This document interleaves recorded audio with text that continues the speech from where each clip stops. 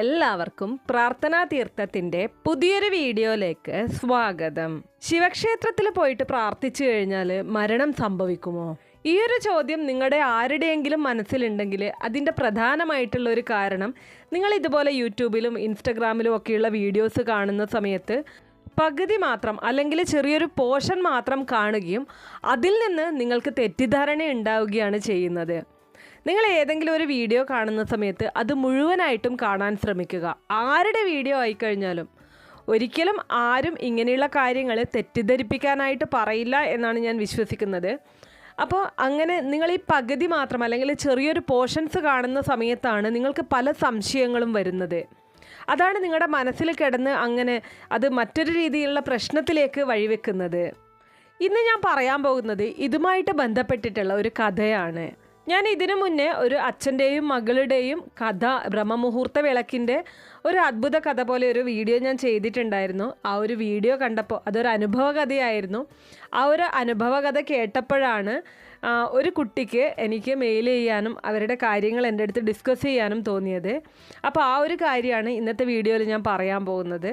അപ്പോൾ വീഡിയോയിലേക്ക് കടക്കുന്നതിന് മുമ്പ് നിങ്ങൾ പുതിയതായിട്ടാണ് എൻ്റെ ചാനൽ കാണുന്നതെന്നുണ്ടെങ്കിൽ, ഇതുപോലുള്ള വീഡിയോസ് നിങ്ങൾക്ക് ഇഷ്ടപ്പെടുന്ന ആളാണെന്നുണ്ടെങ്കിൽ തീർച്ചയായിട്ടും ചാനലൊന്ന് സബ്സ്ക്രൈബ് ചെയ്യുക. തൊട്ടടുത്ത് തന്നെ ഒരു കുഞ്ഞു ബെല്ലൈക്കൺ ഉണ്ട്, അതുകൂടെ ഒന്ന് പ്രസ് ചെയ്യുക. അതിൽ ഓൾ എന്നുള്ള ഓപ്ഷൻ സെലക്ട് ചെയ്ത് കഴിഞ്ഞാൽ എൻ്റെ എല്ലാ വീഡിയോസിനും നിങ്ങൾക്ക് നോട്ടിഫിക്കേഷൻ കിട്ടുന്നതായിരിക്കും. ഇന്ന് ഞാൻ പറയാൻ പോകുന്നത് സ്മിത എന്നു പേരുള്ള ഒരു പെൺകുട്ടിയുടെ ജീവിതകഥയാണ്. പലർക്കും പല കഥകളുണ്ടാവും പറയാൻ. എല്ലാവരുടെ ജീവിതത്തിലും സങ്കടങ്ങളുണ്ടാവും, ദുഃഖങ്ങളുണ്ടാവും, ഇതുപോലുള്ള ട്രാജഡീസ് ഉണ്ടാവും. പക്ഷേ അതിനെയൊക്കെ തരണം ചെയ്ത് മുന്നോട്ട് നീങ്ങുക എന്നുള്ളത് വളരെ പ്രധാനമായിട്ടുള്ളൊരു കാര്യം തന്നെയാണ്. ഞാൻ മുന്നേ പറഞ്ഞതുപോലെ തന്നെ ബ്രഹ്മമുഹൂർത്ത വിളക്കിൻ്റെ ഒരു റിയൽ സ്റ്റോറി വീഡിയോ ചെയ്തിട്ടുണ്ടായിരുന്നു. ആ ഒരു സ്റ്റോറി കണ്ട ശേഷമാണ് സ്മിത എനിക്ക് മെയിൽ ചെയ്യുന്നത്. ആ കുട്ടിയുടെ ജീവിതകഥ അല്ലെങ്കിൽ ആ കുട്ടിക്ക് ഉണ്ടായൊരു തെറ്റിദ്ധാരണ മൂലം ജീവിതത്തിൽ പലരെയും നഷ്ടപ്പെട്ട ഒരു കാര്യമാണ് ആ കുട്ടി എൻ്റെ അടുത്ത് പറഞ്ഞിട്ടുണ്ടായിരുന്നത്, ആ മെയിലിൽ പറഞ്ഞിട്ടുണ്ടായിരുന്നത്. തീർച്ചയായിട്ടും എല്ലാവരും അറിഞ്ഞിരിക്കേണ്ട കഥയാണ്. കാരണം എന്ന് പറഞ്ഞു കഴിഞ്ഞാൽ പലർക്കും ഇങ്ങനെയുള്ള തെറ്റിദ്ധാരണകൾ ഉണ്ടാകുന്നുണ്ട്. അതുമൂലം ജീവിതം തന്നെ നഷ്ടപ്പെടുന്ന സാഹചര്യവും ഉണ്ടാകുന്നുണ്ട്. 29 വയസ്സ് പ്രായമുള്ള ഒരു പെൺകുട്ടിയാണ് ഈ സ്മിത എന്ന് പറയുന്നത്. സ്മിത പഠിക്കുന്ന സമയത്ത് ഒരു പയ്യനുമായിട്ട് പ്രണയത്തിലാവുകയും വീട്ടുകാരുടെ എതിർപ്പിനെ അവഗണിച്ചുകൊണ്ട് ആ പയ്യൻ്റെ കൂടെ ഒളിച്ചോടി പോകുന്ന ഒരു സാഹചര്യമാണ് ഉണ്ടായിരുന്നത്. സ്വന്തമായി ബിസിനസ് നടത്തുന്ന ഒരു പയ്യനായിരുന്നു സ്മിതയുടെ ഭർത്താവ്. സ്മിതയുടെ നാട്ടിൽ തന്നെയായിരുന്നു. വീട്ടുകാരുടെ എതിർപ്പിൻ്റെ കാരണം പുള്ളിക്കാരൻ ഒരല്പം മദ്യപിക്കുന്ന കൂട്ടത്തിലും അതുപോലെ തന്നെ അല്പം മോശം ഹാബിറ്റ്സ് ഉള്ള ഒരാളാണ് എന്നുള്ളത് കൊണ്ടാണ് സ്മിതയുടെ അച്ഛനും വീട്ടുകാരും വിലക്കിയത് എന്ന് തന്നെ സ്മിത പറയുന്നുണ്ട്. എന്നിരുന്നാലും സ്മിതക്ക് അത് ഒഴിവാക്കാൻ കഴിയാത്തതായതുകൊണ്ട് തന്നെ സ്മിത ആ പുള്ളിക്കാരൻ്റെ കൂടെ ഒളിച്ചോടി പോവുകയും ആ പുള്ളിക്കാരൻ്റെ വീട്ടിൽ എല്ലാവരും സമ്മതിക്കുകയും ആ വീട്ടിൽ തന്നെ ഒരു ക്ഷേത്രത്തിൽ നിന്ന് താലി കെട്ടി ആ വീട്ടിലേക്ക് തന്നെ കൊണ്ടുപോകുന്ന സാഹചര്യം ഉണ്ടാവുകയും ചെയ്തു. ശേഷം ഒരു മാസത്തോളം നല്ല രീതിയിൽ തന്നെയാണ്, ഒരു മാസം മാത്രമാണ് നല്ല രീതിയിൽ ജീവിച്ചത്. ശേഷം സ്മിതയുടെ ഭർത്താവിൻ്റെ ബിസിനസ്സിൽ അല്പം പ്രശ്നങ്ങൾ ഉണ്ടാവുകയും അതുമൂലം ഒരുപാട് കടബാധ്യതകൾ ഉണ്ടാവുകയും ചെയ്തു. സ്മിത തന്നെ അതിനൊരു കാരണം പറയുന്നുണ്ട്. പലരും പറയുന്നുണ്ടായിരുന്നത്രേ സ്മിതയുടെ, അതായത് കല്യാണം കഴിഞ്ഞ് വന്ന പെണ്ണിൻ്റെ കാൽഗുണം ശരിയില്ലാത്തത് കൊണ്ടാണ് അങ്ങനെ സംഭവിച്ചത്. അതുപോലെ തന്നെ ഒളിഞ്ഞും തെളിഞ്ഞും ആൾക്കാർ ജാതകത്തിലെ പ്രശ്നങ്ങളാവാം കാരണമെന്നും അതുപോലുള്ള പ്രശ്നങ്ങളൊക്കെയും തന്നെ പറയുന്നുണ്ടായിരുന്നു. പക്ഷേ ഇതിൻ്റെ സത്യാവസ്ഥ എന്ന് പറയുന്നത്, കല്യാണം കഴിഞ്ഞ് ഇവർ ഹണിമൂണിനായിട്ട് 2 ആഴ്ചയോളം പുള്ളിക്കാരൻ, അതായത് സ്മിതയുടെ ഭർത്താവ് നാട്ടിൽ നിന്ന് മാറി നിൽക്കുകയും ബിസിനസ്സും കാര്യങ്ങളും ഒരു ഫ്രണ്ടിനെ ഏൽപ്പിക്കുകയും ആ ഫ്രണ്ട് അതിൽ കുറച്ച് തിരിമറിയും കാര്യങ്ങളൊക്കെ നടത്തിയത് കൊണ്ടാണ് ഇങ്ങനെയുള്ള ബുദ്ധിമുട്ടുകൾ വന്നത് എന്ന് സ്മിതക്ക് മനസ്സിലായി. അതുപോലെ തന്നെ അവളുടെ ഭർത്താവിന് മനസ്സിലായി. എന്നാൽ ഈ നാട്ടുകാരായാലും വീട്ടുകാരായാലും ഇങ്ങനെയുള്ള കാര്യങ്ങളൊന്നും അന്വേഷിക്കില്ലല്ലോ. അതൊക്കെയും തന്നെ സ്മിതയുടെ തലയിലാണ് വന്ന് വീണത്. എന്നിരുന്നാലും ഭർത്താവ് നല്ല സപ്പോർട്ടായിരുന്നു. പക്ഷേ കല്യാണം കഴിഞ്ഞ് 6 മാസത്തോളം ഇവർ വളരെയധികം ബുദ്ധിമുട്ടുന്നുണ്ടായിരുന്നു. ഈ ഒരു മാസത്തിന് ശേഷം 6 മാസം വരെ ആ കാര്യങ്ങളൊക്കെ മാനേജ് ചെയ്യാനായിട്ട് വളരെയധികം ബുദ്ധിമുട്ടുന്നുണ്ടായിരുന്നു. ഒരേ നാട്ടിലാണ്, അതായത് സ്മിതയുടെ വീട്ടുകാരുടെയും അതുപോലെ തന്നെ സ്മിതയും താമസിക്കുന്നത്. പല സ്ഥലത്ത് വെച്ചിട്ടും അച്ഛനെയും അമ്മയെയും കാണുകയും, പക്ഷേ ഒരു അനിയത്തിയുണ്ട്. ഈ അനിയത്തി മാത്രം ആരുമില്ലാത്ത സമയത്ത് കണ്ടു കഴിഞ്ഞാൽ സംസാരിക്കുകയായിരുന്നു. മറ്റാരും തന്നെ കണ്ടു കഴിഞ്ഞാൽ പരിചയഭാവം പോലും കാണിക്കാറില്ലായിരുന്നു എന്നുള്ളത് സ്മിത പറയുന്നുണ്ട്. ആദ്യമൊക്കെ ഭർത്താവിൻ്റെ അമ്മ നല്ല രീതിയിലാണ് പെരുമാറിയിരുന്നതെങ്കിലും പിന്നീട് മകൻ്റെ ബിസിനസ്സിൽ ഇങ്ങനെയുള്ള തകർച്ചകളൊക്കെ വന്നതിന് ശേഷം ആ ഒരു സമയത്ത് ഈ സ്മിതയുടെ ഭർത്താവ് ഒരല്പം ഡ്രിങ്ക്സ് കൂടുതലായിട്ട് ഉപയോഗിക്കുന്ന ഒരു സാഹചര്യവും ഉണ്ടായി. അതൊക്കെ കണ്ടതുകൊണ്ടാവാം ഭർത്താവിൻ്റെ അമ്മയും ഒരല്പം അകൽച്ച കാണിക്കാൻ തുടങ്ങി. പക്ഷേ സ്മിതയ്ക്ക് വേറെ ഓപ്ഷനില്ല. സ്വന്തമായിട്ട് വീട്ടിലേക്ക് പോകാനോ അല്ലെങ്കിൽ മറ്റൊരാൾ സപ്പോർട്ടിനോ ഇല്ലാത്തൊരു സാഹചര്യം സ്മിതയ്ക്ക് ഉണ്ടായിരുന്നു. സ്മിത വല്ലപ്പോഴും സംസാരിക്കുന്നത് സ്വന്തം അനിയത്തിയോട് മാത്രമായിരുന്നു. അവരുടെ വീട്ടുകാരോ കുടുംബക്കാരോ ആരും തന്നെ സ്മിതയുമായിട്ട് യാതൊരുവിധ കോണ്ടാക്റ്റും ഉണ്ടായിരുന്നില്ല. കല്യാണം കഴിഞ്ഞ് വെഡ്ഡിങ് ആനിവേഴ്സറിയുടെ ആ ദിവസം രാത്രിയിൽ കേക്ക് വാങ്ങാൻ പോയി വരുന്ന വഴി ഈ പുള്ളിക്കാരന് സ്മിതയുടെ ഭർത്താവിന് ഒരു ആക്സിഡൻറ്റ് ഉണ്ടാവുകയും വലിയ രീതിയിലുള്ള ഒരു അപകടമായിരുന്നു അത്. ബൈക്കിലായിരുന്നു പോയത്, ഹെൽമെറ്റ് വച്ചിട്ടുണ്ടായിരുന്നില്ല. സ്മിത പറയുന്നു കാറുണ്ട് വീട്ടിൽ, എന്നിരുന്നാൽ പോലും പുള്ളി അന്ന് ബൈക്ക് എടുത്ത് പോകുന്ന ഒരു സാഹചര്യമാണ് ഉണ്ടായിരുന്നത്. അപ്പോൾ വരുന്ന വഴിയിൽ ആക്സിഡൻറ്റ് ഉണ്ടാവുകയും തല നല്ല രീതിയിൽ ക്ഷതമേൽക്കുകയും ചെയ്തു. ഡോക്ടർമാർ അപ്പം തന്നെ ഒരു ഉറപ്പും പറയാൻ സാധിക്കില്ല എന്ന് പറഞ്ഞെങ്കിലും തളർന്ന രീതിയിൽ അദ്ദേഹത്തിൻ്റെ ജീവൻ തിരികെ ലഭിച്ചു. ആ ഒരു സാഹചര്യത്തിലാണ് സ്മിതയുടെ വീട്ടുകാർ സ്മിതയെ കാണാൻ വരുന്നതും അവിടുത്തെ സാഹചര്യങ്ങൾ അന്വേഷിക്കുന്നതും. ആ ഒരു സമയത്ത് സ്മിതയ്ക്ക് അത് വളരെ വലിയൊരു ആശ്വാസമായിരുന്നു. തനിക്ക് ഏറ്റവും കൂടുതൽ വേദന അനുഭവിക്കുന്ന ഒരു സമയത്ത് തൻ്റെ വീട്ടുകാർ ഒരു താങ്ങായിട്ട് തണലായിട്ട് വന്ന സമയത്ത് വളരെ ആശ്വാസം തോന്നിയിരുന്നു. അങ്ങനെ ഒരുപാട് നാളത്തെ ആശുപത്രി വാസത്തിന് ശേഷം പുള്ളിയുടെ വീട്ടിലേക്ക്, അതായത് സ്മിതയുടെ ഭർത്താവിൻ്റെ വീട്ടിലേക്ക് തിരികെ കൊണ്ടുവന്നു. ഇനി കൂടുതലായിട്ടൊന്നും ചെയ്യാനില്ല എന്ന് ഡോക്ടർ അപ്പോഴേ പറഞ്ഞിരുന്നു. അപ്പോൾ ഈ പുള്ളിയുടെ കാര്യങ്ങളൊക്കെയും നോക്കിയിരുന്നത് സ്മിതയാണ്. ബിസിനസ്സും കാര്യങ്ങളൊക്കെ നോക്കാനായിട്ട് സ്മിത തന്നെ ഇറങ്ങി തിരിച്ചു. അപ്പം അങ്ങനെ ഞാൻ ആദ്യമേ പറഞ്ഞല്ലോ, പുള്ളിയുടെ അമ്മയ്ക്ക് പിന്നെ അതായത് ആ ഒരു സമയത്തും ഈ പറഞ്ഞതുപോലെ ബന്ധുക്കളായാലും അയൽപ്പക്കക്കാരായാലും വീട്ടുകാരായാലും ഒക്കെയും തന്നെ ഇവളുടെ പ്രശ്നം കൊണ്ടാണ് പലരും ഡയറക്റ്റായിട്ട് പറഞ്ഞിട്ടുണ്ട് അത്ര ജാതകത്തിലൊക്കെ കാര്യമുണ്ട്, ജാതകം നോക്കാതെ വിവാഹം കഴിച്ചതുകൊണ്ടാണ്, നിങ്ങളതിൻ്റെ ദോഷപരിഹാരങ്ങൾ ചെയ്യണം, ഇങ്ങനെയുള്ള കാര്യങ്ങളൊക്കെ പലരും പറഞ്ഞിട്ടുണ്ടായിരുന്നു. അപ്പോൾ അങ്ങനെ ഒരു ദിവസം സ്മിതയുടെ അമ്മ വീട്ടിലേക്ക് വന്ന സമയത്ത് സ്മിത അമ്മയുടെ അടുത്ത് പറയുകയുണ്ടായി, അമ്മ ഇങ്ങനെ എല്ലാവരും പറയുന്നുണ്ട് ജാതകത്തിൽ എന്തെങ്കിലും പ്രശ്നം ഉള്ളത് കൊണ്ടാവാം എന്നുള്ളത്. അങ്ങനെ പുള്ളിക്കാരൻ്റെയും സ്മിതയുടെയും ജാതകം വാങ്ങിച്ച് അമ്മ ഒരു ജ്യോത്സ്യനെ കാണാനായിട്ട് പോവുകയുണ്ടായി. അവിടെ നല്ല രീതിയിലുള്ള ബുദ്ധിമുട്ട് തന്നെ സ്മിത അനുഭവിക്കുന്നുണ്ടായിരുന്നു. അത് കണ്ടതുകൊണ്ട് തന്നെ അമ്മയും അച്ഛനും സ്മിതയെ സ്വന്തം വീട്ടിലേക്ക് വിളിച്ചെങ്കിലും ഭർത്താവിനെ അങ്ങനെ ഇട്ടിട്ട് ഇപ്പോൾ സ്മിതയ്ക്ക് പോകാൻ സാധിക്കില്ലല്ലോ. സ്മിത പോകാൻ തയ്യാറായില്ല. അപ്പോൾ അങ്ങനെ ഈ ജാതകത്തിൽ എന്തെങ്കിലും പ്രശ്നം ഉണ്ടെങ്കിൽ അതിന് പരിഹാരം ചെയ്യാനായിട്ടാണ് സ്മിതയുടെ അമ്മ ഇവരുടെ രണ്ടുപേരുടെയും ജാതകം വാങ്ങി ജ്യോത്സ്യനെ കാണാൻ പോയത്. അപ്പോൾ അവിടെ നിന്ന് വന്ന് ജ്യോത്സ്യൻ പറഞ്ഞത് പ്രകാരം 21 ദിവസം ശിവക്ഷേത്ര ദർശനം നടത്താനാണ് പുള്ളിയുടെ അടുത്ത്, അതായത് സ്മിതയുടെ അടുത്ത് സ്മിതയുടെ അമ്മ പറഞ്ഞത്. സ്മിതയുടെ വീട്ടിൻ്റെ കുറച്ച് അകലെയായിട്ടാണ് ഒരു ശിവക്ഷേത്രം ഉള്ളത്. അപ്പോൾ ആ ഒരു ശിവക്ഷേത്രത്തിലേക്ക് തന്നെ പോകാമെന്ന് കരുതി. അപ്പോൾ കുറച്ച് ദൂരം ഉള്ളത് കൊണ്ട് തന്നെ സ്മിതയ്ക്ക് തനിച്ചു പോകാനുള്ള ബുദ്ധിമുട്ട് കാരണം ദിവസവും സ്മിതയുടെ അച്ഛനാണ് 2 വീലർ കൊണ്ടുവന്ന് സ്മിതയെ കൂട്ടിപ്പോയിക്കൊണ്ടിരുന്നത്. അപ്പോൾ അങ്ങനെ ദിവസവും രാവിലെ ഭർത്താവിൻ്റെ കാര്യങ്ങളൊക്കെ ചെയ്തതിന് ശേഷമാണ് സ്മിത ഇങ്ങനെ ക്ഷേത്രത്തിൽ പോകുന്നുണ്ടായത്. വന്ന ശേഷം വീണ്ടും ആസ് യൂഷ്വൽ അവളുടെ കാര്യങ്ങൾ, ഭർത്താവിൻ്റെ കാര്യങ്ങൾ, അതുപോലെ തന്നെ ബിസിനസ്സിൻ്റെ ചില കാര്യങ്ങൾ ഒക്കെയും തന്നെ നോക്കുന്നുണ്ടായിരുന്നു. അമ്മയുടെ ഭാഗത്തു നിന്ന്, അതായത് ഭർത്താവിൻ്റെ അമ്മയുടെ ഭാഗത്തു നിന്ന് യാതൊരു ഹെൽപ്പും സ്മിതയ്ക്ക് ലഭിക്കുന്നുണ്ടായിരുന്നില്ല. അങ്ങനെ ദിവസവും ക്ഷേത്രത്തിൽ പോയിക്കൊണ്ടിരിക്കുകയായിരുന്നു. അപ്പോൾ ഒരു 15 ദിവസമൊക്കെ ആയ സമയത്തേക്കും സ്മിതയ്ക്ക് പീരീഡ്സ് ആയി. അപ്പോൾ ആ ഒരു സമയത്ത് ക്ഷേത്ര ദർശനം സാധിക്കില്ലല്ലോ. അപ്പോൾ സ്മിത പറയുന്നു, ശരിക്ക് വരേണ്ട സമയത്തിന് മുന്നേ ആണ് വന്നത്, ഇല്ല എന്നുണ്ടെങ്കിൽ എനിക്ക് 21 ദിവസം കണ്ടിന്യൂ ചെയ്യാൻ പറ്റുമായിരുന്നു, തുടർച്ചയായിട്ട് തന്നെ ചെയ്ത് പോകാൻ പറ്റുമായിരുന്നു. അതെന്തോ ഒരു തടസ്സം പോലെ വന്നു. അപ്പോൾ വീണ്ടും അമ്മ ഇങ്ങനെ ജ്യോത്സ്യനെ കണ്ട് ചോദിച്ചു. അങ്ങനെ തന്നെ, അതായത് 15 ദിവസം കഴിഞ്ഞു, ഇനി അടുത്ത ഈ ഒരു പീരീഡ്സ് കഴിഞ്ഞതിന് ശേഷം വീണ്ടും 16 എന്ന് പറഞ്ഞ് എണ്ണി തുടങ്ങാമോന്ന്. അപ്പോൾ ജ്യോത്സ്യൻ പറഞ്ഞു അത് സാധിക്കില്ല, ഇത് കഴിഞ്ഞ ശേഷം വീണ്ടും 21 ദിവസം തന്നെ ക്ഷേത്ര ദർശനം നടത്തണം എന്നുള്ളത്. അപ്പോൾ അമ്മ ആ വിവരം സ്മിതയെ അറിയിക്കുകയുണ്ടായി. സ്മിത പറയുന്നുണ്ട്, ചില സമയത്തൊക്കെ ഭർത്താവ് വേദന കൊണ്ട് പൊളയുന്നത് കാണുമ്പോൾ വളരെയധികം സങ്കടം തോന്നാറുണ്ട് എന്ന്. ഭർത്താവിനെ കൂട്ടിപ്പോവാനുള്ള ബുദ്ധിമുട്ട് കൊണ്ട് അങ്ങനെയുള്ള പ്രശ്നങ്ങൾ വരുന്ന സമയത്ത് സ്മിത തന്നെയാണ് ഹോസ്പിറ്റലിലേക്ക് പോകുന്നതും മരുന്നുകൾ വാങ്ങിച്ചു കൊണ്ടുവരുന്നതും ഒക്കെ.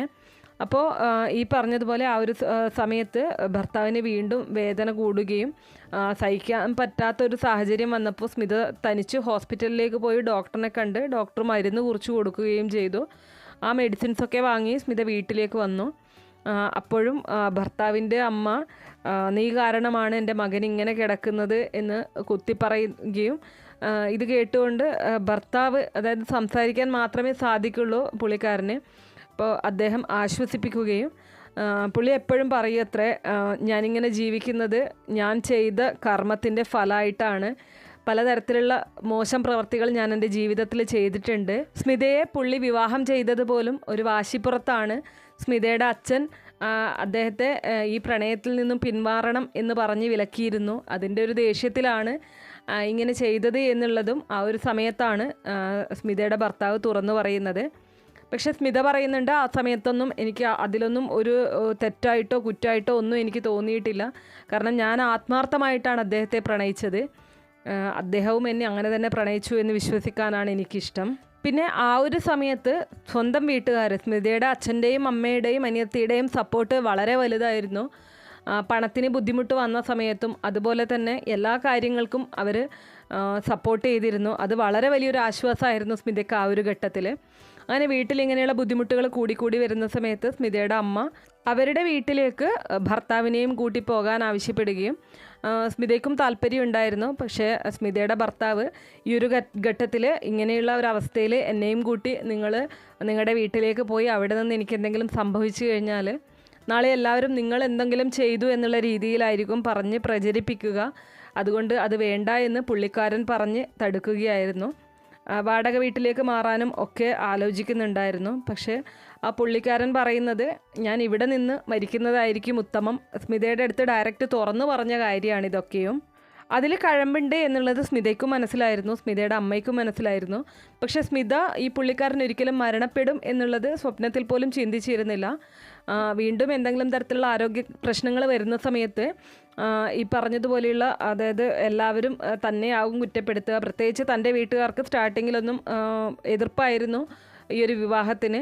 അപ്പോൾ വീണ്ടും ഇങ്ങനെ പുള്ളിക്കാരനെ അവിടെ കൊണ്ടുപോയി അവിടെ നിന്ന് എന്തെങ്കിലും തരത്തിലുള്ള ബുദ്ധിമുട്ടുകൾ വരുന്ന സമയത്ത് അത് വീണ്ടും പ്രശ്നമാകും എന്നുള്ളത് കൊണ്ട് തന്നെ സ്മിത അതൊക്കെ അഡ്ജസ്റ്റ് ചെയ്യാൻ തയ്യാറായിരുന്നു. സ്മിത പറയുന്നുണ്ട്, എനിക്കൊരിക്കൽ പോലും അതൊരു ബാധ്യതയായിട്ടോ അല്ലെങ്കിൽ ഒരു ബുദ്ധിമുട്ടായിട്ടോ ഒന്നും തോന്നിയില്ല. ഇന്നല്ലെങ്കിൽ നാളെ ചേട്ടൻ എഴുന്നേറ്റ് വരും, കാര്യങ്ങളൊക്കെയും തന്നെ പഴയ പോലെ ആകും എന്നുള്ള പ്രതീക്ഷയോടെയാണ് ഞാൻ എല്ലാ കാര്യങ്ങളും ചെയ്തത്. അതിനുവേണ്ടിയാണ് അത്രയും കഷ്ടപ്പെട്ട് കാര്യങ്ങൾ ചെയ്തുകൊണ്ടിരുന്നത്. ഓരോ ദിവസവും ആ 21 ദിവസത്തെ ക്ഷേത്രദർശനം പൂർത്തിയാക്കാൻ സാധിക്കണേ എന്ന് ഭഗവാനോട് പ്രാർത്ഥിക്കുകയായിരുന്നു ചെയ്തുകൊണ്ടിരുന്നത്. കാരണം അത് കംപ്ലീറ്റ് ചെയ്യുന്നതോടെ എന്തെങ്കിലും ചെറിയ തരത്തിലെങ്കിലും ഒരു മാറ്റം തൻ്റെ ജീവിതത്തിൽ ഉണ്ടാവും എന്നുള്ളത് സ്മിതയ്ക്ക് ഉറപ്പായിരുന്നു. അങ്ങനെ പീരീഡ്സൊക്കെ കഴിഞ്ഞു. സ്മിത വീണ്ടും ക്ഷേത്രദർശനം പോകാനായിട്ട് തുടങ്ങി. അച്ഛന് ചെറിയ ആരോഗ്യ പ്രശ്നങ്ങളുള്ളത് കാരണം അമ്മയായി പിന്നെ കൂട്ടുവന്നിരുന്നത്. അങ്ങനെ 20 ദിവസം പൂർത്തിയാക്കി വീട്ടിലേക്ക് വന്നു. വീട്ടിൽ വന്ന സമയത്ത് സ്മിത വളരെ സന്തോഷത്തോടെ ഭർത്താവിനോട് ആ കാര്യങ്ങളൊക്കെ പറയുകയുണ്ടായി. ദിവസവും വന്നു കഴിഞ്ഞാൽ അല്പം ചന്ദനക്കുറിയൊക്കെ ഭർത്താവിന് അണിയിച്ചു കൊടുക്കുമായിരുന്നു. അപ്പോൾ നാളെ ഒരു ദിവസവും കൂടെ കഴിഞ്ഞു കഴിഞ്ഞാൽ നമ്മുടെ ജീവിതത്തിൽ പല മാറ്റങ്ങളും വരും. അപ്പോൾ പുള്ളിയും പറയുന്നുണ്ടായി, എനിക്കും തോന്നുന്നു എൻ്റെ ശരീരം ആരോഗ്യം കുറച്ചെങ്കിലും മെച്ചപ്പെട്ടതായിട്ട്, അല്ലെങ്കിൽ എന്തൊക്കെയോ മാറ്റങ്ങളുള്ളതുപോലെ എന്നൊക്കെ പുള്ളിയും പറയുന്നുണ്ടായിരുന്നു. അന്ന് ഇവർ ക്ഷേത്രത്തിൽ പോയി വന്നതിന് ശേഷം അവരുടെ വീട്ടിലേക്ക് ഒരു റിലേറ്റീവ് വരികയും അവരും ഈ പുള്ളിക്കാരൻ്റെ അമ്മ, സ്മിതയുടെ ഭർത്താവിൻ്റെ അമ്മയും തമ്മിൽ സംസാരിക്കുന്ന സമയത്ത് സ്മിതയുടെ അമ്മ വളരെ പരുഷമായിട്ടുള്ള രീതിയിൽ ക്ഷേത്രത്തിൽ പോകുന്നുണ്ട്, എന്ത് ചെയ്യാനാണാവോ എന്നുള്ള രീതിയിൽ സംസാരിക്കുകയും അത് സ്മിതയ്ക്ക് വളരെയധികം വിഷമം ഉണ്ടാക്കുകയും ചെയ്തു. പിറ്റേ ദിവസം വീണ്ടും സ്മിത ക്ഷേത്രത്തിലേക്ക് പോയി. രാവിലെ പോകുന്ന സമയത്ത് ഭർത്താവിന് വേണ്ടുന്ന കാര്യങ്ങളൊക്കെയും ചെയ്തു കൊടുത്ത ശേഷമാണ് സ്മിത ക്ഷേത്രത്തിലേക്ക് പോയത്. അദ്ദേഹത്തോട് യാത്ര പറഞ്ഞ് ക്ഷേത്രത്തിൽ പോയി തിരിച്ച് മടങ്ങി വന്ന് ചന്ദനക്കുറിയുമായിട്ട് റൂമിലേക്ക് പോയി ഭർത്താവിനെ വിളിക്കുന്ന സമയത്ത് പുള്ളി ഉറങ്ങുന്ന രീതിയിലായിരുന്നു കിടക്കുന്നുണ്ടായിരുന്നത്. അപ്പോൾ സ്മിത ഇതെന്താ പതിവില്ലാതെ ഈ സമയത്ത് ഒരു ഉറക്കം എന്ന് പറഞ്ഞ് വിളിച്ചെങ്കിലും പുള്ളി എഴുന്നേറ്റില്ല. അപ്പോൾ നല്ല ഉറക്കമായിരിക്കും എന്ന് കരുതി ആ ഒരു ഉറക്കത്ത് തന്നെ സ്മിത ചന്ദനക്കുറി നെറ്റിയിൽ അണിയിക്കുന്ന സമയത്ത് എന്തോ ഒരു പന്തികേട്, ഒരു ശരീരമൊക്കെ ഒരു തണുത്ത പോലെ ഫീൽ ചെയ്യുകയും വിളിച്ചുണർത്താൻ ശ്രമിച്ചെങ്കിലും പിന്നീട് പുള്ളിക്കാരൻ എഴുന്നേറ്റില്ല. സ്മിതയുടെ ഭർത്താവ് മരണപ്പെട്ടു. വീട്ടിലേക്ക് വന്ന പല ആൾക്കാരും സ്മിതയെ കുറ്റപ്പെടുത്തുന്ന രീതിയിൽ സംസാരിക്കുകയും അതിനിടയിൽ അപ്പോൾ അച്ഛനും അമ്മയൊക്കെ ഉണ്ട്. അപ്പോൾ പറയുന്ന ആൾക്കാരുടെ അടുത്ത് ഈ അമ്മയും കുറച്ച് പരുഷമായ രീതിയിൽ തന്നെ സംസാരിക്കുന്നുണ്ട്. സ്മിത അതിനെ വിലക്കുകയും ചെയ്യുന്നുണ്ട്. സ്മിത പറഞ്ഞത് എന്താണ് ആ സമയം ചെയ്യേണ്ടത് എന്നുള്ളത് എനിക്ക് അറിയില്ലായിരുന്നു. കാരണം ഞാൻ ഒരിക്കലും ഈയൊരു കാര്യമല്ല പ്രതീക്ഷിച്ചിരുന്നത്. ഇന്നു മുതൽ തൻ്റെ ജീവിതത്തിൽ എന്തെങ്കിലും മാറ്റമുണ്ടാകും എന്ന് ഭഗവാനോട് പ്രാർത്ഥിച്ചുകൊണ്ട് വീട്ടിലേക്ക് വരുന്ന സമയത്ത് കാണുന്നത് സർവ്വതും നഷ്ടപ്പെട്ട ഒരു രീതിയാണ്. എന്തുകൊണ്ട് ഭഗവാൻ എന്നോട് അങ്ങനെ ചെയ്തു എന്നുള്ളത് എനിക്കിപ്പോഴും മനസ്സിലായിട്ടില്ല എന്നാണ് സ്മിത പറയുന്നത്. അപ്പോൾ അങ്ങനെ ആ ഒരു ദിവസം കഴിഞ്ഞു. 3 ദിവസത്തെ ചടങ്ങുകൾ എന്തൊക്കെയോ ഉണ്ടായിരുന്നു അവിടെ. അപ്പോൾ ആ ചടങ്ങിൻ്റെ നടുവിൽ അമ്മ വന്നിട്ട് സ്മിതയുടെ അടുത്ത് പറഞ്ഞിട്ടുണ്ടായിരുന്നു, 3 ദിവസം കഴിഞ്ഞ് കഴിഞ്ഞാൽ നീ ഞങ്ങളുടെ കൂടെ തിരിച്ച് വീട്ടിലേക്ക് വരണം എന്നുള്ളത്. ഈ 3-ാമത്തെ ദിവസത്തെ ചടങ്ങുകൾക്കായിട്ട് ആളുകൾ വന്ന സമയത്ത് ഈ അമ്മ എന്തോ ഇങ്ങനെ സംസാരിക്കുന്ന സമയത്ത് ഇങ്ങനെ രാവിലെ ആരും ഉണ്ടായിരുന്നില്ല, ഞാൻ പുറത്തായിരുന്നു, ഇങ്ങനെ സ്മിത ക്ഷേത്രത്തിൽ പോയിട്ട് വന്നപ്പോഴാണ് ഇത് കണ്ടത് എന്നുള്ളത് പറഞ്ഞു.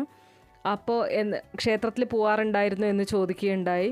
അപ്പോൾ ആ ഒരു സമയത്ത് ഈ ഭർത്താവിൻ്റെ അമ്മയുടെ വായിൽ നിന്നും വന്ന ഒരു വാക്ക്, അതായത് എന്തിനാണാവോ ക്ഷേത്രത്തിൽ പോയത്, അത് പോയിട്ട് എൻ്റെ മോനെ കൊല്ലിക്കാൻ വേണ്ടി പോയതുപോലെ ആയിപ്പോയി എന്ന് പറയുന്ന ആ ഒരു വാക്ക് സ്മിതയുടെ മനസ്സിൽ തട്ടുകയും പിന്നീട് പലരും ആ ഒരു ശിവക്ഷേത്രത്തിൽ അങ്ങനെ പോയി പ്രാർത്ഥിച്ചു കഴിഞ്ഞാൽ മരണം പെട്ടെന്ന് വന്നു ഭവിക്കും എന്നുള്ള ഒരു കാര്യം കേൾക്കാനിടയാവുകയും അങ്ങനെ ഈ സ്മിതയും യൂട്യൂബിലൊക്കെ ഇങ്ങനെയുള്ള കാര്യങ്ങൾ കാണുകയും ചെയ്തു എന്നാണ് പറയുന്നത്.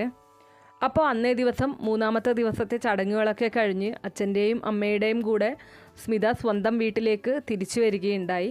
വിവാഹം കഴിഞ്ഞതിന് ശേഷം ആദ്യമായിട്ട് സ്മിത സ്വന്തം വീട്ടിലേക്ക് കാലെടുത്ത് വയ്ക്കുന്നത് ഭർത്താവില്ലാതെ അല്ലെങ്കിൽ സുമംഗലി അല്ലാതെ ആയിരുന്നു.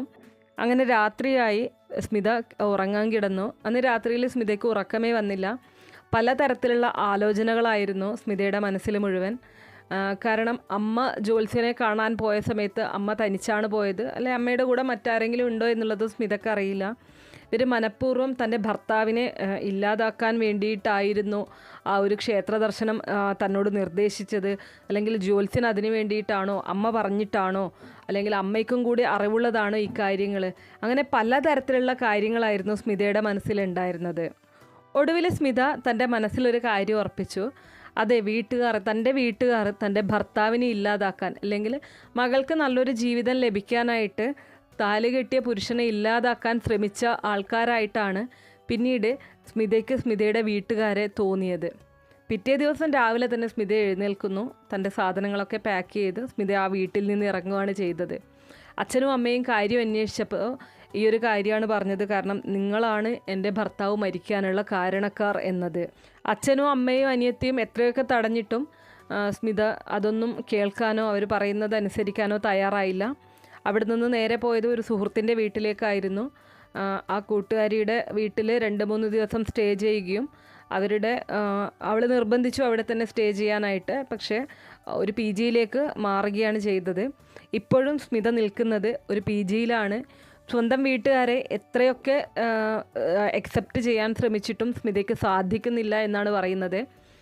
അച്ഛനും അമ്മയും PGയിൽ വരാറുണ്ടെന്നും അവർ വരുന്ന സമയത്ത് അവരെ കാണാൻ പോലും 3-4 തവണ അവർ വന്ന സമയത്ത് കാണാൻ പോലും സ്മിത തയ്യാറായില്ല. ഒരു പ്രൈവറ്റ് കമ്പനിയിൽ ജോലിക്ക് പോകുന്നുണ്ട്, തൻ്റെ കാര്യം ആ ഒരു വരുമാനത്തിൽ നിന്ന് നടന്നു പോകുന്നുണ്ട് എന്നും അങ്ങനെ തന്നെ ജീവിക്കാനാണ് ആഗ്രഹിക്കുന്നത് എന്നാണ് സ്മിത പറയുന്നത്. അമ്മ ഒരുപാട് തവണ പറഞ്ഞിട്ടുണ്ട്, ജ്യോത്സ്യനെ കണ്ടപ്പോൾ ഇതിനൊരു മാറ്റം വരുത്തണം എന്ന് മാത്രമാണ് ഞാൻ പറഞ്ഞത്. ആ ജ്യോത്സ്യൻ പറഞ്ഞത് മാത്രമാണ് ഞാൻ മകളുടെ അടുത്ത് പറഞ്ഞത്. അല്ലാതെ അവൻ ഇല്ലാതാകണമെന്ന് ഞങ്ങളും ഒരിക്കൽ പോലും ആഗ്രഹിച്ചിട്ടില്ല. എന്തൊക്കെ പറഞ്ഞു കഴിഞ്ഞാലും ഞങ്ങൾക്ക് ഒരിക്കൽ ഇഷ്ടമില്ലായിരുന്നു എങ്കിൽ പോലും തൻ്റെ മകളുടെ ഭർത്താവിനെ, കഴുത്തിൽ താലി കെട്ടിയ പുരുഷൻ ഇല്ലാതാവണം എന്ന് ആരും ആഗ്രഹിക്കില്ല എന്ന് അമ്മ പറയുന്നുണ്ട്. എന്നിരുന്നാൽ പോലും അതൊന്നും തന്നെ അക്സെപ്റ്റ് ചെയ്യാൻ സ്മിത തയ്യാറാവുന്നില്ല. അപ്പോൾ കഴിഞ്ഞ ദിവസത്തെ ആ ഒരു സ്റ്റോറി കണ്ടപ്പോൾ എൻ്റെ അടുത്ത് ഇത് ഷെയർ ചെയ്യണം എന്ന് തോന്നിയിട്ടാണ് ഈ പുള്ളിക്കാരി എനിക്ക് മെയിൽ ചെയ്തത്. അപ്പോൾ സ്മിതയുടെ ഈ ഒരു കഥ കേട്ടപ്പോൾ നിങ്ങൾക്ക് എല്ലാവർക്കും എന്താണ് തോന്നുന്നത് എന്നത് കമൻറ്റ് ചെയ്യണം. ഇനി ഇതിൽ എനിക്ക് പറയാനുള്ള കാര്യം ഞാൻ പറയാം. ആദ്യത്തെ ഒരു കാര്യം എന്ന് പറഞ്ഞു കഴിഞ്ഞാൽ, ഏതൊരു മനുഷ്യരായാലും നമ്മൾ ചെയ്യുന്നതാണ് ശരി എന്ന് വിചാരിക്കുന്ന ആൾക്കാരായിരിക്കും. നമ്മൾ ചെയ്യുന്നത് ശരി എന്ന് വിചാരിക്കുന്നത് കൊണ്ടാണല്ലോ നമ്മൾ ആ കാര്യം ചെയ്യുന്നത്. തെറ്റ് എന്ന് തോന്നുന്നൊരു കാര്യം നമ്മൾ ചെയ്യില്ല. നമ്മുടെ ശരികളാണ് എപ്പോഴും നമുക്ക് ശരി, അതുകൊണ്ടാണ് നമ്മളങ്ങനെ ചെയ്യുന്നത്. പക്ഷേ ആ ഒരു സമയത്തും മറ്റുള്ളവർ പറയുന്നത് കേൾക്കാനുള്ള ഒരു മനസ്സ് നമുക്ക് ഉണ്ടാവണം. നമ്മൾ ചെയ്യുന്ന ശരിയിൽ, നമുക്ക് ശരിയെന്ന് തോന്നുന്ന കാര്യത്തിൽ എന്തെങ്കിലും തിരുത്തലുകൾ ആവശ്യമുണ്ടോ എന്നുള്ളത് നമുക്ക് തന്നെ മനസ്സിലാക്കാൻ ചിലപ്പോൾ ഇങ്ങനെ മറ്റുള്ളവരുടെ ഉപദേശങ്ങൾ തേടുന്നത് നമുക്ക് ഉപകരിക്കും. പ്രണയിക്കുന്നതൊന്നും ഒരിക്കലും ഒരു തെറ്റല്ല. അപ്പോൾ സ്വന്തം അച്ഛനും അമ്മയ്ക്കും ഞാൻ മുന്നേയും പറഞ്ഞിട്ടുണ്ട്, നമുക്ക് നല്ലത് വരണേ എന്നുള്ളത് നമ്മുടെ അച്ഛനും അമ്മയും ആഗ്രഹിക്കുന്നത് പോലെ ഈ ലോകത്ത് മറ്റാരും തന്നെ ആഗ്രഹിക്കില്ല, അല്ലെങ്കിൽ മറ്റാരും തന്നെ പ്രാർത്ഥിക്കില്ല.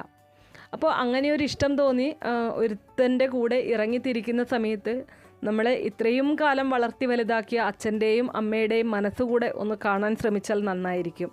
പക്ഷേ എന്നിരുന്നാലും സംഭവിച്ചു കഴിഞ്ഞു. അപ്പോൾ ഇനി അങ്ങോട്ട് മുന്നോട്ടുള്ള ജീവിതം എന്ന് പറയുന്നത്, ഇപ്പോൾ പറഞ്ഞു ജാതകത്തിൻ്റെ പ്രശ്നം കൊണ്ടാവാം, ജാതകത്തിലൊക്കെ പ്രശ്നങ്ങൾ ഉണ്ടാവാം. അതൊന്നും നോക്കാതെ ഇങ്ങനെയുള്ള കാര്യങ്ങൾ ചെയ്തു കഴിഞ്ഞാൽ എല്ലാ ഘട്ടങ്ങളിലും നമുക്ക് അതിനെ മറികടക്കാൻ സാധിച്ചു എന്ന് വരില്ല, അതൊരു കാര്യം. പക്ഷേ എന്നിരുന്നാലും അങ്ങനെയുള്ള എന്തെങ്കിലും പ്രശ്നങ്ങളുണ്ടെങ്കിൽ അതിനുള്ള പരിഹാരങ്ങളും ഉണ്ട്. ഒരു പ്രശ്നം ഉണ്ടെങ്കിൽ അതിനൊരു പരിഹാരം തീർച്ചയായിട്ടും ഉണ്ട്. അപ്പോൾ അതിന് വേണ്ടിയിട്ടുള്ള കാര്യങ്ങൾ ചെയ്യാനായിരിക്കുമല്ലോ അമ്മ ജ്യോതിഷിയെ കാണാൻ പോയിട്ടുണ്ടാവുക. പിന്നെ സ്മിത അവിടെ കാണേണ്ടത് ഒരു കാര്യം എന്ന് പറഞ്ഞു കഴിഞ്ഞാൽ അച്ഛൻ്റെ അമ്മയുടെ മനസ്സാണ്. കാരണം അതുവരെ സ്മിത തന്നെ പറഞ്ഞു, അതുവരെ അച്ഛനും അമ്മയും തിരിഞ്ഞു നോക്കിയില്ല. ഭർത്താവ് ഇങ്ങനെ അപകടം പറ്റി ഹോസ്പിറ്റലായ സമയത്ത് അച്ഛനും അമ്മയും വന്നു എന്നുള്ളത്, അവിടെയാണ് നിങ്ങളത് മനസ്സിലാക്കേണ്ടത്. കാരണം എന്ന് പറഞ്ഞു കഴിഞ്ഞാൽ മകൾ നല്ല രീതിയിൽ ജീവിക്കുന്ന സമയത്ത് തങ്ങളുടെ സപ്പോർട്ട് ഇല്ല എന്നുണ്ടെങ്കിലും അവൾക്ക് ജീവിക്കാൻ സാധിക്കും എന്നവർ മനസ്സിലാക്കി. പക്ഷേ ഒരു അപകടം വന്ന സമയത്ത്, അല്ലെങ്കിൽ മകളൊരു വിഷമഘട്ടത്തിലിരിക്കുന്ന സമയത്ത് അവർ തഴഞ്ഞു പോയില്ല. ആ ഒരു സമയത്ത് തൻ്റെ മകൾക്ക് അല്ലെങ്കിൽ ഞങ്ങളുടെ മകൾക്ക് ഞങ്ങളുടെ സപ്പോർട്ട് വേണം എന്നുള്ളത് മനസ്സിലാക്കി എല്ലാ വിദ്വേഷങ്ങളും മാറ്റി വെച്ചുകൊണ്ടാണ് ആ അച്ഛനും അമ്മയും സ്മിതയുടെ അടുത്ത് വീണ്ടും തിരിച്ചു വരുന്നത്. ശരിക്കും പറഞ്ഞു കഴിഞ്ഞാൽ സ്മിതയുടെ ലൈഫിൽ ഏറ്റവും കൂടുതൽ ആവശ്യം, അതായത് അച്ഛൻ്റെയും അമ്മയുടെയും ആവശ്യമുണ്ടായിരുന്നൊരു സമയം തന്നെയാണത്. കാരണം എല്ലാം നഷ്ടപ്പെടുന്നു എന്ന് തോന്നുന്ന ഒരു സമയത്ത്, അല്ലെങ്കിൽ ആരുമില്ല എന്ന് തോന്നുന്ന ഒരു സമയത്ത് നമുക്ക് ഒരാൾ തുണയുണ്ടാവുക എന്ന് പറയുന്നത് വളരെ വലിയൊരു കാര്യമാണ്. അപ്പോൾ ആ ഒരു സമയത്ത് സ്മിതയുടെ അച്ഛനും അമ്മയും സ്മിതയുടെ കൂടെ നിന്നു എന്നുള്ളത് വളരെ വലിയൊരു കാര്യം തന്നെയാണ്. എല്ലാവരുടെ ജീവിതവും ഒരുപോലെ ആവില്ല. എല്ലാ ജീവിതങ്ങളിലും പ്രശ്നങ്ങളുണ്ടാവും, എല്ലാ ജീവിതങ്ങളിലും പ്രതിസന്ധികളുണ്ടാവും. പക്ഷേ നമ്മൾ ആഗ്രഹിക്കുന്നത് പോലെ തന്നെ നമ്മുടെ ജീവിതം മുന്നോട്ട് പോകണം എന്ന് പറഞ്ഞു കഴിഞ്ഞാൽ സാധിക്കുന്ന കാര്യമല്ല. പല വെല്ലുവിളികളും നമ്മൾ നേരിടേണ്ടതായിട്ട് വരും. അതിന് മറികടന്ന് മുന്നോട്ട് പോകുക എന്നുള്ളത് വളരെ പ്രധാനമാണ്. ഇനി അടുത്തൊരു കാര്യം, ശിവക്ഷേത്ര ദർശനം നടത്തി കഴിഞ്ഞാൽ ഇങ്ങനെ മരണം ഭവിക്കുമോ, അല്ലെങ്കിൽ ആ പുള്ളിക്കാരനെ മരണം സംഭവിച്ചത് സ്മിത 21 ദിവസം ശിവക്ഷേത്ര ദർശനം നടത്തിയോണ്ടാണോ എന്നുള്ളതാണ്. ഒരിക്കലുമല്ല. ഭഗവാൻ നമ്മൾ പ്രാർത്ഥിക്കുന്ന സമയത്ത് നമുക്ക് എന്താണോ വേണ്ടത് അതാണ് ഭഗവാൻ തരുന്നത്. ഇപ്പോൾ ഒന്ന് ആലോചിച്ച് നോക്കിയാൽ ആ പുള്ളിക്കാരൻ ഇത്രയും നാൾ ഇങ്ങനെ ബെഡിൽ തന്നെ കിടക്കുന്നു, വേദന അനുഭവിക്കുന്നു. സ്മിത തന്നെ പറയുന്നുണ്ട് ചില സമയങ്ങളിൽ അദ്ദേഹത്തിൻ്റെ വേദന കണ്ട് സഹിക്കാൻ പറ്റുന്നില്ല എന്നുള്ളത്. അപ്പോൾ അങ്ങനെ വേദന അനുഭവിക്കുന്നതും നല്ലതല്ലേ? ആ ഒരു കാഴ്ച കാണുന്ന സമയത്ത് നമുക്ക് കാണുന്നവർക്ക് അത്രയും വേദനയുണ്ടെങ്കിൽ ആ അനുഭവിക്കുന്ന ആളുടെ അവസ്ഥ എന്തായിരിക്കും? എപ്പോഴും പറയാറില്ലേ, നരക ജീവിതത്തേക്കാൾ നല്ലത് മരണമാണ് എന്നുള്ളത്. ശരിയാണ്. അസുഖം ബാധിച്ച് ആ ഒരു രീതിയിലൊക്കെ കടന്നു പോയി കഴിഞ്ഞാൽ കാണുന്ന ആൾക്ക്, ഇപ്പോൾ സ്മിത അദ്ദേഹത്തെ ശുശ്രൂഷിക്കാൻ തയ്യാറാണ്. അത് സ്മിതക്ക് ഒരിക്കലും ഒരു ബുദ്ധിമുട്ടല്ല. കാരണം കഴുത്തിൽ താലി ചാർത്തിയിട്ടുള്ള പുരുഷനാണ് ആ കിടക്കുന്നത്. പക്ഷെ അദ്ദേഹത്തിൻ്റെ അവസ്ഥയോ? ഇതൊക്കെയും തന്നെ മറ്റുള്ളവരെ കൊണ്ട് ചെയ്യിക്കണം, അതുപോലെ തന്നെ മറ്റുള്ളവർക്കുള്ള ബുദ്ധിമുട്ട് നോക്കണം, സ്വന്തം വേദന അനുഭവിക്കണം. അതിൽ നിന്നൊക്കെയുള്ളൊരു മോചനമല്ലേ ശരിക്കും പറഞ്ഞു കഴിഞ്ഞാൽ അദ്ദേഹത്തിന് ലഭിച്ചത്. കിടന്ന് നരയിക്കുന്നതിലും നല്ലത് തന്നെയാണ് മരണം എന്ന് പറയുന്നത്. ഭഗവാനോട് നമുക്കൊരു മാറ്റം ഉണ്ടാക്കി തരണേ, അല്ലെങ്കിൽ നമുക്ക് നല്ലത് വരുത്തണേ എന്ന് പറയുമ്പോൾ അതും ഒരു നല്ല കാര്യമായിട്ട് വേണം കാണാൻ. ഈ സ്മിത ഇങ്ങനെ ചിന്തിക്കുന്നതിന് പകരം നമ്മൾ എല്ലാ കാര്യങ്ങളും നമ്മൾ എടുക്കുന്നത് പോലെയാണ്. ഞാൻ എപ്പോഴും പറയാറുണ്ട്, നമ്മളൊരു കാര്യത്തെ പോസിറ്റീവായിട്ട് എടുത്തു കഴിഞ്ഞാൽ അത് പോസിറ്റീവായിരിക്കും, നെഗറ്റീവായിട്ട് എടുത്തു കഴിഞ്ഞാൽ അത് നെഗറ്റീവായിരിക്കും. പക്ഷെ എന്ന് കരുതി ഒരാളുടെ മരണത്തെ നമുക്ക് ഒരിക്കലും പോസിറ്റീവായിട്ട് എടുക്കാൻ പറ്റില്ല. പക്ഷെ അദ്ദേഹത്തിൻ്റെ സാഹചര്യമാണ് ഞാൻ പറയുന്നത്. എന്തൊക്കെ പറഞ്ഞു കഴിഞ്ഞാലും അങ്ങനെ കിടന്ന് നരകിക്കുക എന്ന് പറയുന്നത് വളരെയധികം ബുദ്ധിമുട്ടുള്ള കാര്യം തന്നെയാണ്. കാണുന്നവർക്കല്ല, അനുഭവിക്കുന്ന ആൾക്കാർക്കേ അത് മനസ്സിലാവുള്ളൂ. ഭഗവാന്റെ ഒരു അനുഗ്രഹമായിട്ടായിരിക്കും ചിലപ്പോൾ അദ്ദേഹം അത് കണ്ടിട്ടുണ്ടാവുക. മനസ്സിലായില്ലേ? അപ്പോൾ നമ്മൾ തെറ്റായ രീതിയിൽ, അതായത് സ്മിത വിചാരിക്കുന്നത് സ്മിത 21 ദിവസം ക്ഷേത്ര ദർശനം കംപ്ലീറ്റ് ചെയ്ത ദിവസം തന്നെ പുള്ളി മരിക്കുന്നത് ആ സ്മിത ചെയ്ത ആ ഒരു കാര്യം കൊണ്ടാണ് എന്നുള്ളത്. ഒരിക്കലും അങ്ങനെയല്ല. ഭഗവാൻ എപ്പോഴും നിങ്ങൾക്ക് നല്ലത് മാത്രമേ തരുള്ളൂ. നിങ്ങൾക്ക് എന്താണോ നല്ലത്, നിങ്ങൾ പ്രാർത്ഥിക്കുന്നത് മാത്രമല്ല ഭഗവാൻ തരുന്നത്. നിങ്ങളുടെ ജീവിതത്തിന് എന്താണോ നല്ലത് അതായിരിക്കും ഭഗവാൻ തരിക. പിന്നെ അടുത്തൊരു കാര്യം, ഈ ഒരു കാരണം പറഞ്ഞതുകൊണ്ട് അച്ഛനിൽ നിന്നും അമ്മയിൽ നിന്നും മാറി താമസിക്കുക എന്ന് പറയുന്ന സമയത്ത് താനീ ചെയ്യുന്ന കാര്യം തൻ്റെ അച്ഛനും അമ്മയ്ക്കും എത്രമാത്രം വേദന ഉണ്ടാക്കും എന്നുള്ളത് ഒരു വട്ടമെങ്കിലും ഒന്ന് ചിന്തിക്കുന്നത് നല്ലതായിരിക്കും. ഏതൊരു അച്ഛനായാലും അമ്മയായാലും തൻ്റെ മക്കൾക്ക് നല്ലത് വരുത്തണേ എന്ന് മാത്രമേ ആഗ്രഹിക്കുള്ളൂ. നല്ല രീതിയിൽ ജീവിക്കണമേ എന്ന് മാത്രമേ ആഗ്രഹിക്കുള്ളൂ. ആ പുള്ളിക്കാരനെ ഇഷ്ടമാണ് എന്ന് പറഞ്ഞപ്പോഴും അയാളുടെ ക്യാരക്ടർ നല്ലത് അല്ലാത്തത് കൊണ്ടാവാം അച്ഛനും അമ്മയും എതിർത്തത്. അങ്ങനെയാണ് എന്നുള്ളത് സ്മിതയും പറയുന്നുണ്ട്. അപ്പോൾ കാര്യങ്ങൾ മനസ്സിലാക്കുക, കുറച്ചും കൂടെ മെച്ചുവേർഡായിട്ട് പെരുമാറുക എന്ന് മാത്രമേ എനിക്ക് സ്മിതയോട് പറയാനുള്ളൂ. ഞാൻ വീണ്ടും പറയുകയാണ്, ഒരിക്കലും ശിവക്ഷേത്ര ദർശനം നടത്തി പ്രാർത്ഥിച്ചത് കൊണ്ടല്ല തൻ്റെ ഭർത്താവിന് മരണം ഭവിച്ചത്. അപ്പോൾ എത്രയും പെട്ടെന്ന് അച്ഛൻ്റെയും അമ്മയുടെയും കൂടെ പോകണം എന്നാണ് എനിക്ക് സ്മിതയോട് പറയാനുള്ളത്. നല്ലൊരു ജീവിതം മുന്നോട്ട് സ്മിതയ്ക്ക് ഉണ്ടാവട്ടെ. ഒരു കാര്യവും ഒന്നിൻ്റെയും അവസാനമല്ല. നമ്മളിങ്ങനെ ജീവിതം, നമ്മുടെ ലക്ഷ്യം എന്താണോ ആ ഒരു ലക്ഷ്യത്തിലേക്ക് നമ്മൾ യാത്ര ചെയ്തുകൊണ്ടേയിരിക്കണം. പല തടസ്സങ്ങളും അതിന് നടുവിൽ വന്നുകൊണ്ടേയിരിക്കും. പക്ഷേ അതൊന്നും കാര്യമാക്കണ്ട. മുന്നോട്ട് ചെയ്തു തീർക്കാൻ ഒരുപാട് കാര്യങ്ങളുണ്ടാവും. അതൊക്കെ ചെയ്ത് തീർത്തുകൊണ്ട് മുന്നോട്ട് പോവുക. നല്ലൊരു ജീവിതം ഉണ്ടാവും. അപ്പോൾ ഇത്രയേ ഉള്ളൂ ഇന്നത്തെ വീഡിയോ. ഞാൻ വീണ്ടും പറയുകയാണ്, നിങ്ങളൊരു വീഡിയോ കാണുന്ന സമയത്ത് അല്ലെങ്കിൽ ഒരു അറിവിനെക്കുറിച്ച് ഒരു കാര്യം ഒരാൾ പറയുന്ന ആ ഒരു അറിവ് നിങ്ങൾക്ക് കേൾക്കാൻ താല്പര്യമുണ്ടെങ്കിൽ നിങ്ങളത് മുഴുവനായിട്ടും കേൾക്കുക. ഇങ്ങനെ പകുതി കേട്ടിട്ട് പോകുന്ന സമയത്താണ് ഇതുപോലുള്ള തെറ്റിദ്ധാരണകൾ ഉണ്ടാകുന്നത്. ആ തെറ്റിദ്ധാരണ നിങ്ങൾ മറ്റൊരാളിലേക്ക് പകരുന്ന സമയത്ത് അത് പലതരത്തിലുള്ള പ്രശ്നങ്ങൾ അവരുടെ ജീവിതത്തിലും നിങ്ങളുടെ ജീവിതത്തിലും ഉണ്ടാക്കാം. അപ്പോൾ എല്ലാവരും നിങ്ങളുടെ അഭിപ്രായം കമൻറ്റ് ബോക്സിൽ അറിയിക്കുക. നന്ദി.